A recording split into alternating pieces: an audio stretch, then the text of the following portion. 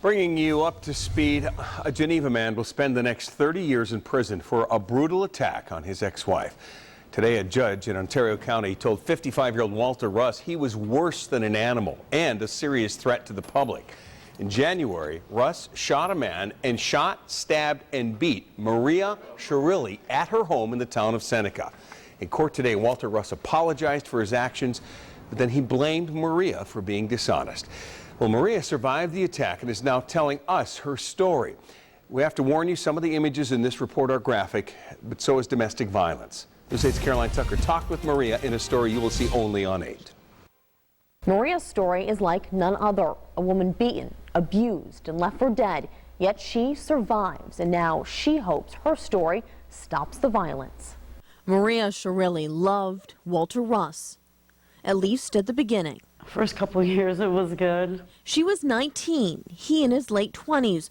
Walter was the bouncer at the Geneva bar Maria worked at. People used to comment on how come he didn't hit me yet, because he had hit all the other women. That was until they got married in 1993. Maria was 30. Shock at first when I couldn't believe he would do that to me. There was no reason for it. As the years went on, Maria says she was beaten and abused by Walter for more than a decade. No one talks back to Walter Russ. Maria has 7 children, 5 with Russ. She says they saw the abuse. They pretty much were scared of him. Maria ran away to a women's shelter and one time to a motel, bringing her children with her. But she kept going back. It was more bad than good, but the good always sort of like gave you hope that it would be good again. Ontario County Assistant District Attorney Jim Ritz has seen and heard this before. You see people saying, well, why wouldn't she just leave? I think we need to step back, and what we need to realize is that we aren't in those situations, and the one thing that Maria knew was how to survive. Survival was key because Maria says the bad got worse. I had no self-esteem. It was belittling, degrading. Maria says her husband's threats weren't anything police could nab him for. You know, body movements, gestures, things that he did, like shave his head or put his sunglasses on. Some threats were more direct. He had a knife at the sink or a fork or something. He turned around and just to let me know that I'm coming back. Maria finally got an order of protection and filed for divorce. She says Walter didn't stay away. She says he stalked her. At one point, I had ran down to family counseling and left notes under one of the counselors that was dealing with me under the door. I was terrified. Ritz says it's a struggle. You empower these people, you let them know, you get orders of protection, but on a violation it's 15 days. And if they escalate and they violate that order of protection, then it's a misdemeanor. Months passed. Her kids would see Walter. She eventually started dating again. Maria told him, and that's when her life changed forever. On January 22nd, 2011. He just busted a door in and shot the gentleman that was there from across from the door, and then he came and got on top of me and started shooting me. Maria says she tried to dodge and anticipate his moves. Her children just upstairs. The shots. 1, 2.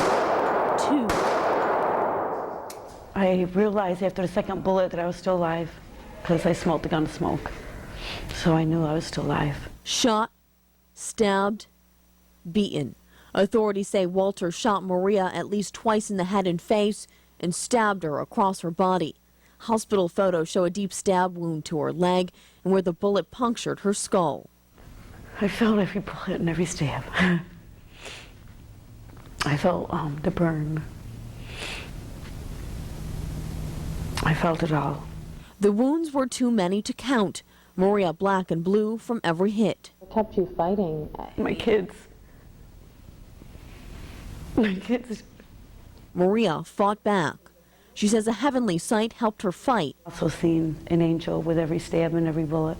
Maria says she let the angels watch over her. I'm definitely not ashamed of my God. He protected me. He wants me here for a reason. And sent the angels to help me out. This time, she says she wasn't going to give Walter the upper hand. No, I didn't want to let him win, and I didn't want to leave my kids. I didn't want to die, but it would have been so much easier and less painful if I just closed my eyes and died. But Maria survived. Now she's the face often invisible in domestic abuse. I've wanted to tell this story since the minute I gained consciousness in the hospital. Why? Because I looked in the mirror. And it's such a silent crime. You know? A crime that Maria has given a voice. Maria says if she helps save at least one person from enduring domestic abuse, she will feel successful. Coming up tomorrow night, we'll show you how Maria is recovering from those injuries and her advice on how to end the cycle of domestic abuse. Caroline Tucker, News 8. If you are ever in immediate danger, call 911. If you or someone you know is a victim of domestic abuse, there are many ways to get help. We have a link to resources throughout our region on our website at rochesterhomepage.net.